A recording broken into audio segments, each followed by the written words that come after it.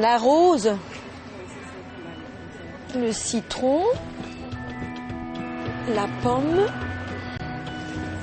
celui-ci, spéculose. On l'appelle cul de bourdon, Fruit des bois, chapeau de curé, cerise. neuze-queue. Là, c'est la pomme, Ce petit cône sucré est surtout connu dans sa couleur traditionnelle. base framboise, mélange de fruits rouges, pour avoir le goût du traditionnel. Le traditionnel, Oui. s'il vous plaît. Merci. Délicieux. Le cuberdon couleur cardinal réveille aussi bien des souvenirs. Mon enfance.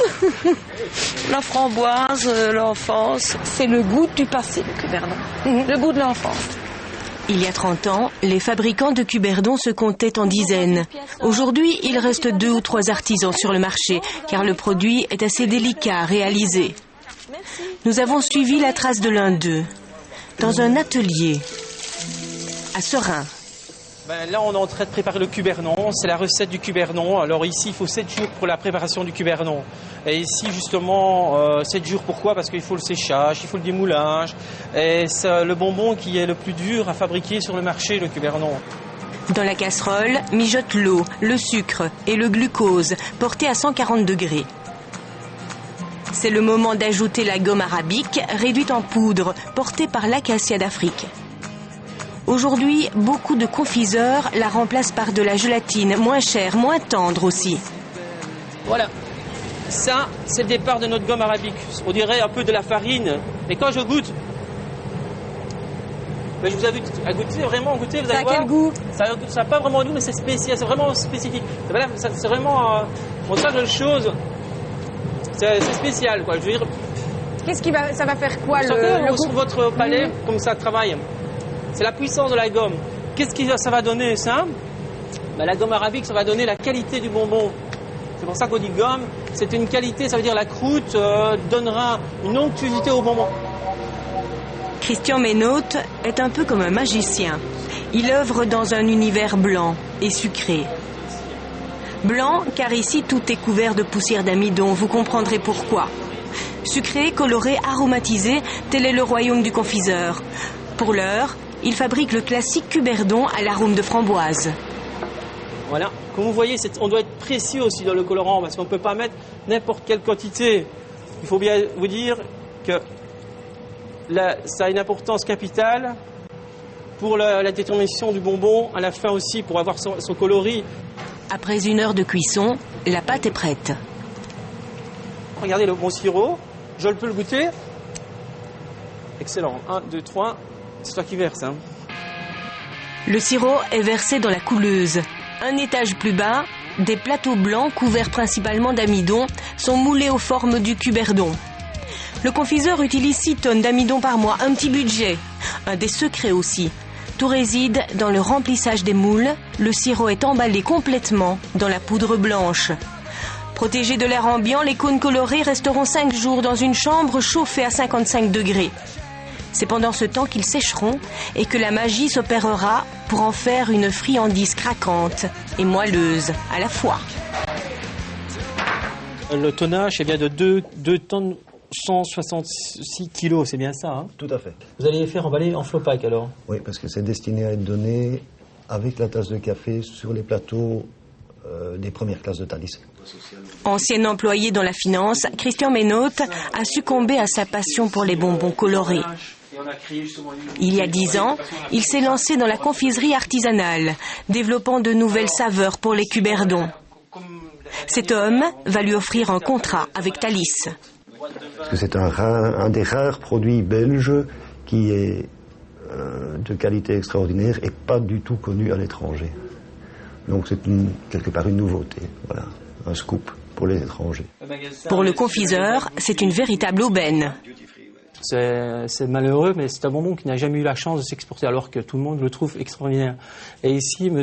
François Escher, ici, est venu en nous disant, voilà, on serait intéressé d'exporter vos cuberdons à l'Italie. Que ça nous apporte une image internationale.